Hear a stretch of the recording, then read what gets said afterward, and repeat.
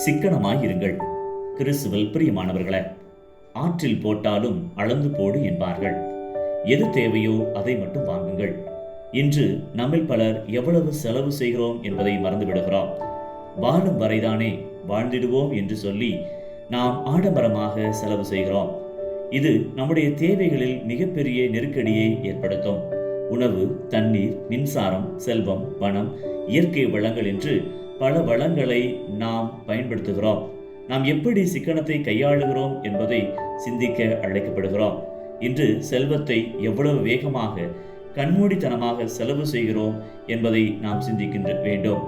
எவ்வளவு செலவு செய்கிறோம் என்றே நமக்கு தெரியவில்லை.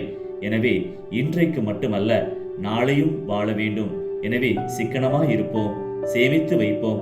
நமக்காக அல்ல, நம்முடைய தலைமுறைக்காக. கடவுள் உங்களை ஆசீர்வதிப்பாராக.